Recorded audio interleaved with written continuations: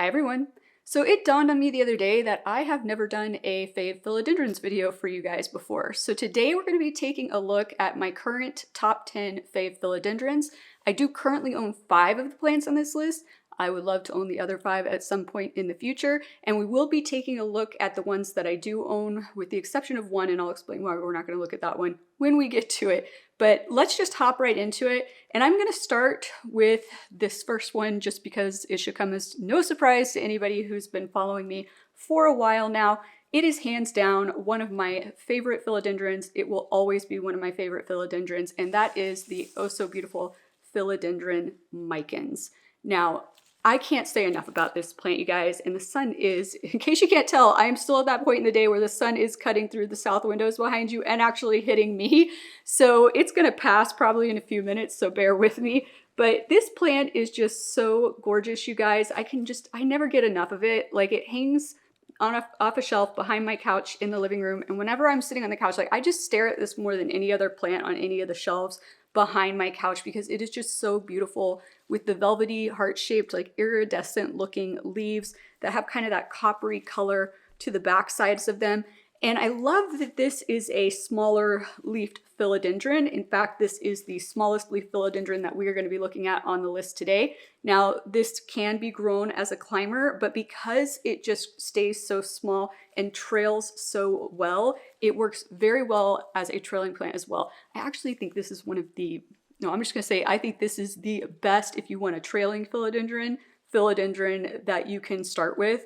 It just always looks good, you guys. If it starts to look a little bit gangly at all, just cut it and it will start to sprout out more vines out of the top, which we have some more starting to push out up here. Right here behind this leaf here is another new vine starting to sprout out there. It is just so resilient, so beautiful, so non-fussy.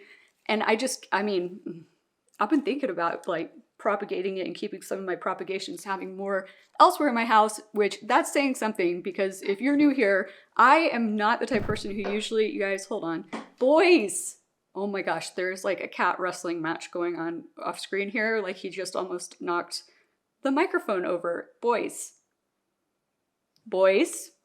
Okay, I think we're good to go now. I'm not sure what even started that. I'm pretty sure they were just like bathing each other, and then I guess maybe Theo decided he wanted to play, George decided he didn't want to play, and it turned into a bit of a squabble, but they've broken it up. So I think we're good to go. But yeah, what was I saying? Oh, for those of you who don't know, I do not typically like to have more than one plant in my collection because I'm kind of like, why? If I can use that space for a different plant. But I just love this plant so much, I really would not mind having one in every single room. So it's just something I've been thinking about, because I am planning on doing a planty wall eventually in my bathroom of trailing plants, all trailing plants.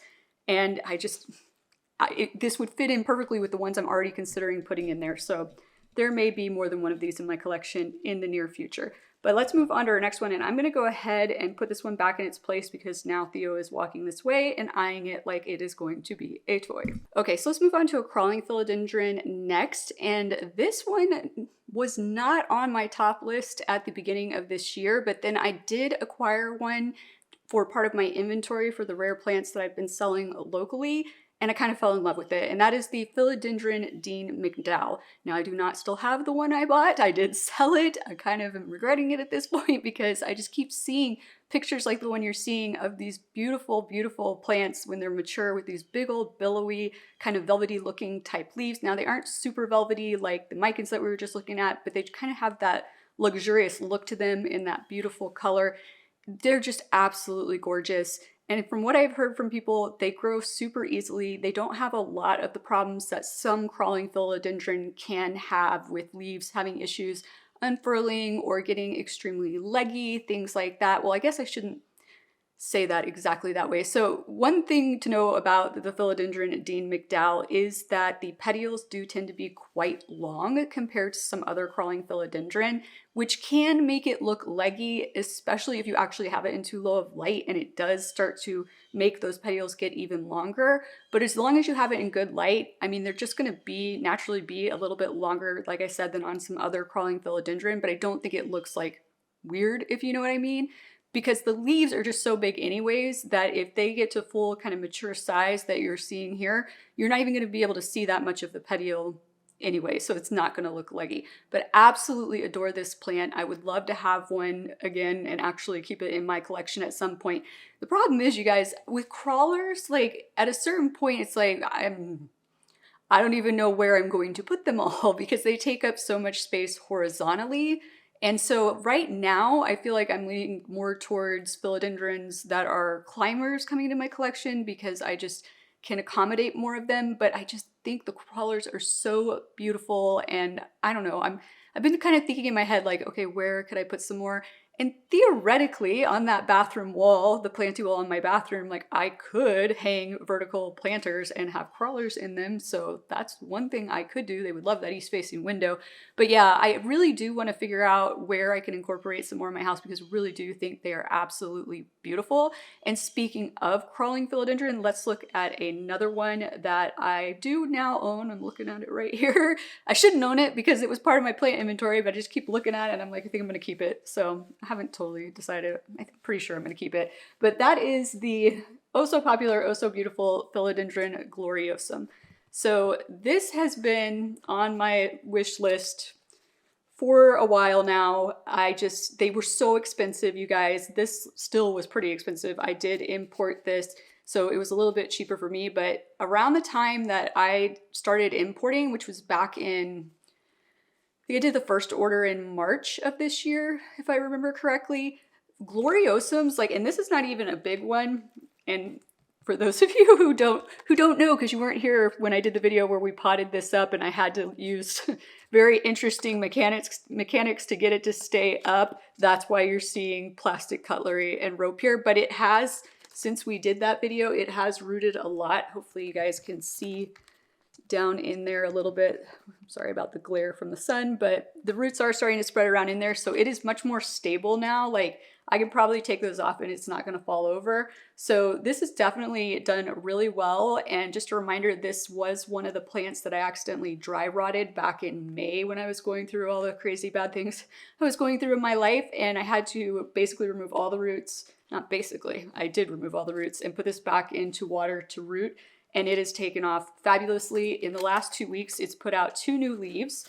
So you can see the first one there. Now, if you see that weird spot that looks kind of like there's something stuck on there, this is one thing that does bother me a little bit about the philodendron Gloriosum, is that these, and just large velvet leaf philodendron in general, especially the crawlers in my experience, have a tendency to get stuck unfurling. And I don't mean stuck like what we see and what we will see on another plant that we're going to look at today. I don't mean like the Cinderella foot stuck where the leaf just starts to bend and then eventually will snap off if you don't unstick it. The leaves come in fine. Like you can see this one, this newest one here is unfurling. It pushes out fine, but then when it gets to this point and it's still curled up, it just stays curled up sometimes unless you like wet it down like daily, just run some water over it and then gently kind of help it loosen up. It's just something that these plants have a tendency to do. And so sometimes after they unfurl, when they are stuck like that, you'll see something like this, some residual residue from the, I don't even know what it's called. If I can find the name of it, I know I've read it somewhere before, but there's something that they kind of like excrete from the leaves and it kind of like sticks the leaf together. That's all that is some remnants of that. I can wash that off, I just haven't gotten around to it. But even though this leaf got stuck and I had to help it unfurl, it still is a beautiful leaf. This one also got stuck and I had to help it unfurl, and it is going to be a beautiful leaf. It is that lighter green right now just because it hasn't fully hardened off. But I'm super excited that this plant has made a full recovery and has already pumped out 2 new leaves for me. It is getting the roots are spreading around quick enough in here that it's going to get root bound relatively quickly, which is good because we are now all the way at the edge of the pot here. So I'm going to need to repot this into a bigger, longer pot, but I want it to be fairly root bound and like I feel like it's fully reestablished, well established before I take it up to a larger pot. But in general, I cannot get enough of these beautiful velvety heart-shaped leaves on the Philodendron Gloriosum. And there are other varieties. One of the ones that I really enjoy as well, and this one that we're about to look at actually is available on my website, alohaplantlife.com, for purchase right now. And that is the Philodendron gloriosum, what is frequently referred to as the zebra, sometimes referred to as white veins. And that is because it does have that white veining running down the middle of the leaf that makes it very striking, versus over time on here, these veins tend to fade more to a green. They do come in looking a little bit whiter like you saw over here, but they won't maintain that. They will fade out into more of this green color, which I still think is beautiful. But this is super striking, super beautiful. Would love to own one of those. The care is exactly the same for the two, you guys. You're probably going to have the same issue with stuck leaves on that one that you might have on this one. But honestly, it's not that bad. If you see the leaf coming in and you just catch it, and like I said, you just kind of like run a little water over it each day and maybe gently try to help it out, it will be fine. The only time you might get a really jacked up looking leaf is if you just leave it to do its own thing and don't help it out when you notice that it's not unfurling, if you know what I mean. But I think I'm probably going to keep this one. I'm just like so in love with this, but I think I also got off base at some point in there. I was going to tell you guys back in March when I first started ordering these, one that's small like this, just a baby one like this still would have been like probably $100 for me to buy it just from a shop around here that might be selling them. That price has come down significantly. Prices in general have come down significantly, especially in the last few months. It's actually causing a little bit of a problem for me from a seller standpoint. I might do a future video for you guys on that. If it's something you would be interested in, comment down below and let me know. But absolutely adore the Philodendron gloriosum. Okay, so let's go back to climbing philodendrons next, because the next plant on my list is actually a hybrid of two plants. And one of those plants is the gloriosum. The other one is the philodendron melanochrysum, which honestly, I would have loved to put the philodendron melanochrysum on this list, you guys, but I have just about had it with those plants, and I have a ton of them still in inventory. They are beautiful when they are mature, but they are a pain in the butt to get to a mature size. Talk about stuck leaf issues. I could do a whole video just complaining about the philodendron melanochrysum, and also a whole video like celebrating how beautiful it is when it actually is mature, but I didn't put it on this list for that reason. It is like such a headache for people that I'm like, I don't even want to get somebody too hyped up over it and then have them be disappointed when they discover how difficult that plant can be. And it's not even difficult to keep alive or anything. Like I said, it's just difficult to keep looking good. That's really what it is.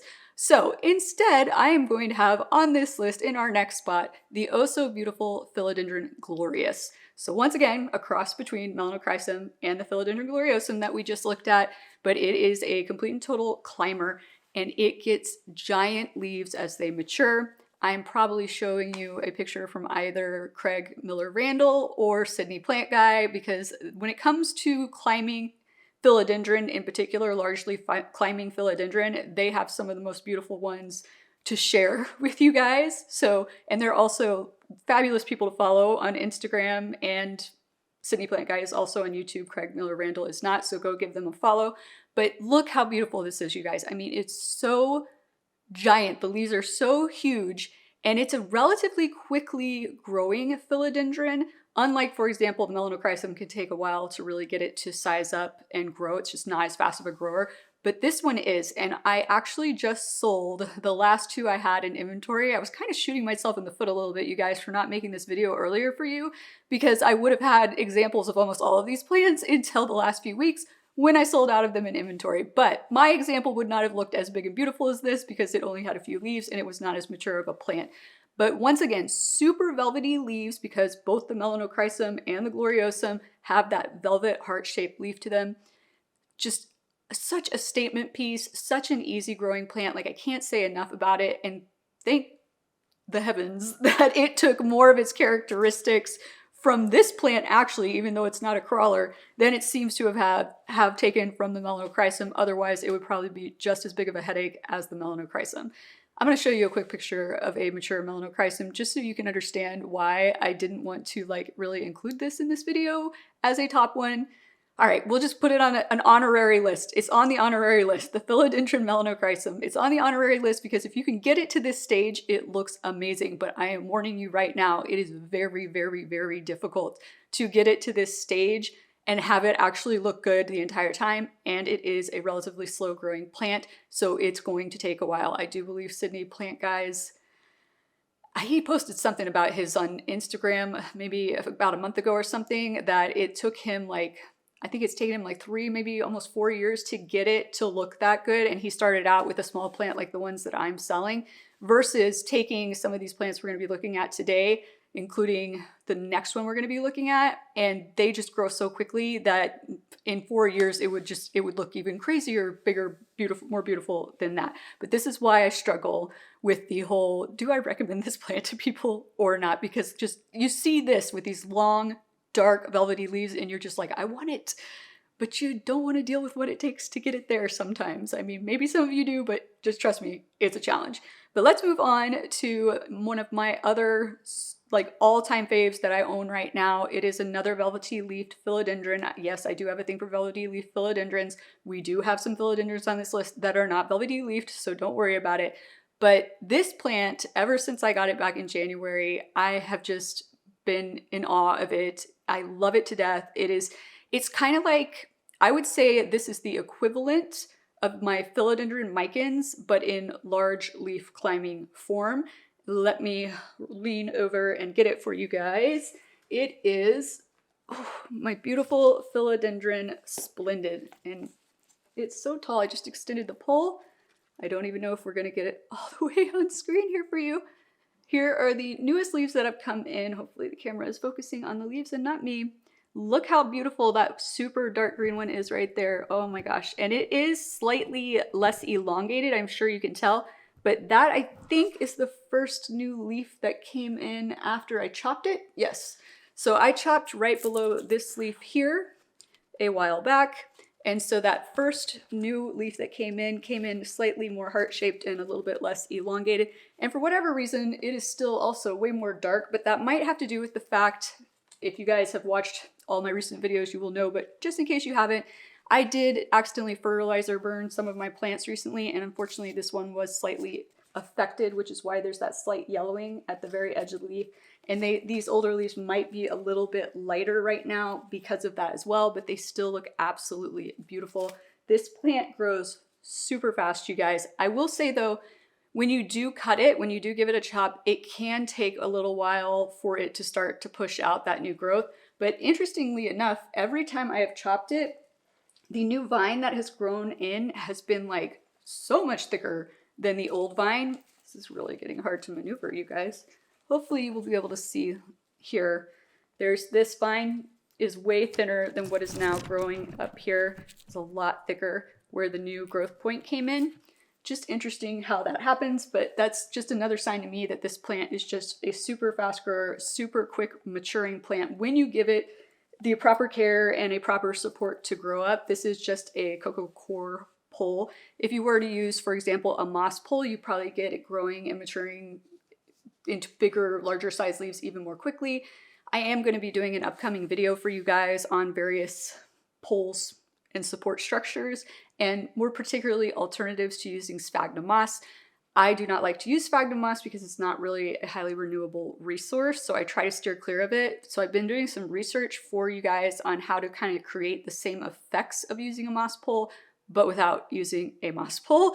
So that will be coming up in the future. But yes, this plant is just fabulous. It is very easy. I never have issues with stuck leaves on it.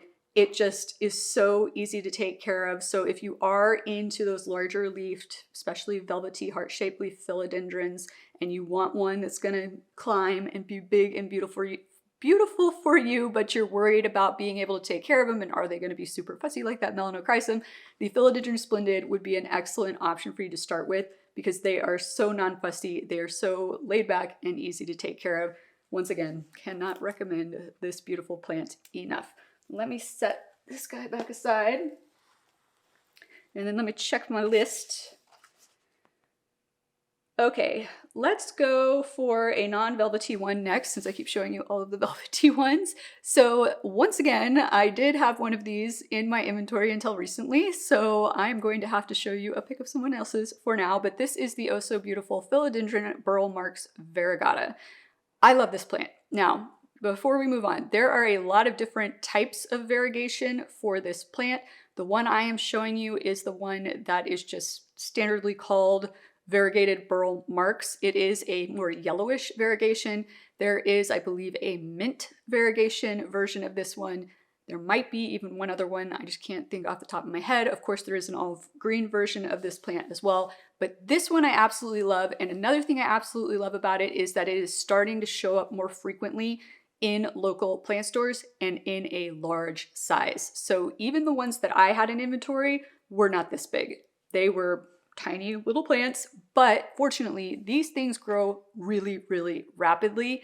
I love that they are a slightly more elongated, narrow formed leaf. I personally, you guys, I know a lot of people asked me when I did like my top 20 Anthurium video why I didn't include the Queen Anthurium, the this one, why I didn't include that in the video.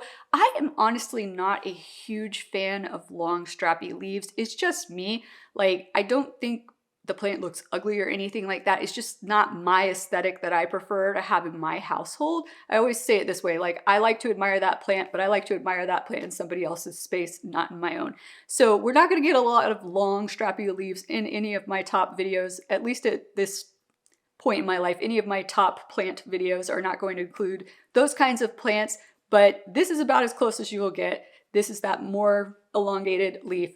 And I just absolutely love the variegation on this. I love that it seems to remain fairly stable, even though it's not really stable variegation. And the other thing I really like about this plant is that it tends to take on a more bushy appearance without you having to pack a lot of different vines into the pot. So that is always nice because, for example, on like a climbing philodendron, and that is a climbing philodendron, on climbing philodendrons like this, if I lose a leaf, that's going to start to look bare right away. If you lose a leaf on a philodendron Burle Marx of any kind, typically it's not going to start to look bare, and anytime you chop it, it tends to start to push out extra vines from elsewhere, more so than some of these other climbing philodendron that we're looking at, like the splendid. Now, that's not to say that it can't happen on like the splendid or the glorious, or we're going to look at a varicosum here in a bit, but it just tends to happen more easily and naturally on plants like the Burle Marx. And by naturally, that's another thing I'm working on for you guys, is unnatural ways to, I guess not, yeah, I guess unnatural. We could say unnatural ways to force your philodendrons to basically branch for you, like your larger leaf philodendrons. I mean, on things like the philodendron micans we looked at and everything, it's super easy. You just trim it and it does it on its own. But none of the philodendrons I have personally had experience caring for have done it as quickly as the Burle Marx. And any type of Burle Marx, I'm telling you guys, it's just the growth pattern. Similar to this, and I didn't really include this on this list because, once again, the mature leaf shape for the philodendron Florida Ghost is not my personal preferred aesthetic, but they are another plant that will kind of do and behave in a growth pattern in the same fashion as the Burle Marx plants. So if you're looking for something that will get a little bit bushier just naturally on its own, just through you just taking care of it and maybe propagating it every now and again, the philodendron Florida Ghost is another good one for that. But let's move on to, let's see. Well, I mentioned the varicosum, so let's talk about the philodendron varicosum next. So this is another climbing philodendron. I'm like stuttering over my words today, you guys. Another climbing philodendron, another beautiful velvety heart-shaped leaf philodendron, but it is a little bit different. I'm sure you can see the shape of it, the texture of it. It's just a little bit more, looks a little bit more rippled. I wouldn't say billowy is not really the word I would use for this one in particular, but it just has that kind of ruffled look to it. But the number one most stunning feature of the philodendron varicosum is the backside of the leaves, which do come in with a beautiful red coloring on them. This is a fuzzy petioled philodendron. I am not a huge fan of how the fuzzy petioles look, but as this plant matures, you're not going to be able to see the fuzzy petioles that much anyway, because the leaves are going to get huge, big, beautiful, and cover that up. Now, I will forewarn you, these plants tend to be a bit of bug magnets, if you will, and honestly, I think those fuzzy petioles are part of the reason why. It's very easy for pests such as mealybugs, spider mites to hide out in those fuzzy petioles and make it really difficult for you to get rid of them. Now, if you do find yourself having a problem with bugs, such as mealybugs, and they are hiding out in those fuzzy petioles, you can shave the fuzz off the petioles, you guys, to get to those bugs more easily. It's not going to hurt the plant. So quick and easy solution to the problem, in my personal opinion. Just be gentle and try not to cut into the stem a lot when you're doing that, and you should be able to take care of it relatively easily. But if you can keep the pests at bay and under control in these plants, they are absolutely beautiful. Now, there are a gazillion and one different types of Philodendron varicosum out there. I honestly don't even know. This is what I consider the standard one that most people have. I don't really even know what the actual name for this one is. If anybody knows, comment down below. But there's all kinds of other different varieties. Like there's one called Sunset. I can't even remember all of them off the top of my head, you guys. But the main difference is some of them tend to be a little bit more, I guess, solid green, a little bit less of the red. Sometimes some of the varieties are a little bit less ruffled looking or rippled looking around the edges. But once again, this is just my hands down my favorite because they are just so unique looking. They have like kind of almost like parts of the leaf where it looks darker and then lighter. And then, I mean, I just can't, I love red backed leaves. So that right there won me over for sure. But let's move on to our next plant. And since we're talking about red backed leaves, we have to talk about the Philodendron El Choco Red next. Now, for those of you watching this thinking, why isn't she holding up her Philodendron El Choco Red? I'm not holding mine up yet because it is still rehabbing. It was an imported plant that I got in my most recent import order, and it is still rehabbing. Also, if you guys will remember when we unboxed that, it had big, beautiful leaves that had not died off in shipping, which was great, but they did have a bunch of kind of like scratches and weird things in them. So it just wasn't the prettiest looking example I could show you at the moment. And it's not as mature as what you're seeing here. But I absolutely adore this plant. The scientific name for this plant is what is flashing on screen right now. I always mess up pronouncing this. I'm not even going to attempt it. But just know that if you see this name, this is an El Choco Red. I'm not even 100% certain on when or how El Choco started to become the name, but just know El Choco and this are the same plant. Now, once again, we've got beautiful, velvety, super dark heart-shaped leaves with beautiful red backs to them. I cannot get over how beautiful this plant is. I have always admired them in pictures that other people post and everything, but when I unboxed the one that I have, you guys, I was just like, oh my gosh, I'm even more in love right now. And so for those of you who might not know, this is a crawling philodendron. However, it takes on the appearance a bit more of a crawler, so it might throw you for a little bit of a loop. And what I mean by that is, let's see, I might need to grab a different plant to show you. I don't think I have one that I can show you on right now.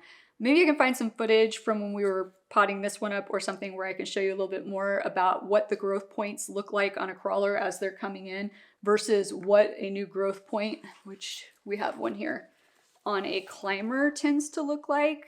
So if you can see up there how that's just narrow new growth that's shooting straight up like that. And this plant gets pretty large internodal spaces between the leaves. The space between each leaf is pretty significant, and this plant is next to a southeast facing window, so it's not like it's long because it's not getting enough light or anything like that. That's not the case at all. That's just kind of how that plant grows. But on the El Choco Red, it looks, the way the growth point comes in looks more like how a growth point comes in on a crawler, and the spacing seems to be quite a bit tighter, and on most crawlers, the internodal spacing is quite a bit tighter than on your climbing philodendron. So when I first finished filming that video where I unboxed my El Choco Red, you guys, I actually sat there and looked at it for a while and was like, am I just like crazy? Like, I started second guessing what I knew. You know, I was like, I know this is a climber, but this really looks like a crawler. And I started looking it up. And like everybody was like, yeah, no, they're climbers, and everybody has theirs on poles. And then I found one guy who I actually do follow on YouTube, Houseplanty Goodness, and I was watching a video from him, and even he was talking about how it kind of looks like it's a crawler when you look at how it grows and the growth pattern and the way the new growth point comes in. So at least I didn't feel like totally out there crazy by myself after watching that. But it might throw you for a loop if you're not familiar, or if like me, you're just like, well, I know that everybody keeps saying it's a climber, but that doesn't look like a climber. It is actually a climber, so you would need to give it a support, which mine will be getting one here sometime in the near future, and I will make sure to film that for you guys. But absolutely adore this plant. I am so happy to own one, and I have seen these popping up in stores more and more as well, you guys, especially around here, that one particular grocery store chain that I keep telling you guys about, that every time they do a grand opening, they keep having plants, like nice, like rare plants for sale for like $55 that would be $300 somewhere else. Once again, it's really kind of messing things up for local sellers around here in terms of price points, but that's for another video. But I am happy that they are showing up more. I will say that they did not look that great when I went to one of the most recent stores that they opened, but you guys have also told me repeatedly that they don't particularly ship well or travel well. Luckily mine did, but the ones at that store looked a little bit rough, but I'm sure they would recover just fine, like as long as the roots are healthy and everything like that. So I am happy to see that they are becoming more readily available without having to order online and at lower prices. But let's move on. So I think let's look at another non-velvety leafed one, and this is actually the only plant philodendron on this Fave Philodendrons list that is this particular type of plant. And by particular type, I mean this is a hybrid between an upright philodendron and a climbing philodendron, and this is my oh so beautiful Philodendron Red Anderson. Absolutely love this plant. This was a wish list plant. I did get this one for free from, no, I take that back. I bought this one from Aroid Asia back in that first order I placed for inventory back in March, knowing that I wanted to keep one for myself. And absolutely beautiful plant. And look at that newest leaf with that kind of half moon going on it, with the red mixed in there with the green and the white. And sometimes it produces that slight gray to the leaves that I absolutely love. So this grows in the same fashion as like your pink princess, your white princess, because they are all hybrids of a climbing philodendron and an upright philodendron. Now, I will say, I am not a huge fan of this type of philodendron when it's super immature like this in terms of just overall look. I think they actually look better as they grow and mature, and you can give them a support and the leaves will start to size up a bit. I will try to find a mature picture of a Red Anderson for you. I feel like I don't really see them that often, and I'm not sure why. If I can't find a mature one of a Red Anderson, I know I can find a mature one of a pink princess, so you can get an idea just of like what this would look like when it gets to a mature size and taller and bigger leaves. I actually prefer these when they get to that point than when they're like this, because they just look a little bit all over the place, just kind of hanging out here. But what made me fall in love with this plant was just actually the variegation on it, that beautiful, beautiful variegation. I have never been a huge fan of the pink princesses, as you guys have known, but I absolutely love red in plants. So that is why I really enjoy this plant a lot. I will say I do like the more marbled looking pink princesses that have been starting to hit the market. Maybe because it's more consistent, the amount of pink, because originally the first pink princesses that hit the market, it just wasn't consistent. Sometimes you had leaves with no pink, sometimes you had leaves with like almost all pink, and then they would just revert really easily. And I feel like the more marbled ones are a bit more stable. And just a reminder, they're all tissue cultured now. And one of the nice things about tissue culture is that when we are able to create more marbled effects and things like that, it does tend to be more stable and less likely to revert on you. So if you're worried about a plant such as a pink princess or a Red Anderson or a white knight or any of those types of plants potentially reverting on you, the more marbled variegation ones are going to be your safer bet. But absolutely love this plant, and these have started to come down in price as well. When I first put it on my wish list almost 2 years ago, they were like thousands of dollars, you guys. I think I bought this one for $54, if I recall correctly, and that's pretty consistent with what I'm seeing them sold for in this kind of size now as well, maybe even a little bit higher in this size. They still aren't super ready available everywhere. I don't know why. I mean, I feel like they got the pink princesses and the white princesses like inventory built up way more quickly than this one. I don't know. Maybe the demand just for in general stores or whatnot isn't as high for these. Not sure why, but I absolutely love it. That is why it is on this list. Okay, let's see. Who do we have left? Oh, well, of course, we have my favorite philodendron. So this is my #1 philodendron, probably on my wish list. It is also the most unattainable philodendron on this list for me and most people, and that is the oh so beautiful Philodendron ilsamanii. Absolutely love this plant. I can't even say enough about this plant. This is stable variegation on this plant, by the way, you guys. This plant can put out like a non-variegated leaf, but then it will eventually get its variegation back. That is one of the reasons that this is a very highly coveted philodendron. I just think it is absolutely beautiful. I will have to check the going rate right now, but every time I have checked in the past, it's been a couple $1,000s usually for like a 2-3 leaf plant. Cuttings go for like $600 sometimes. I see online just tiny baby cuttings. I mean, it's crazy, you guys. This is still a really hard plant to obtain, but if you can get one, they are so beautiful.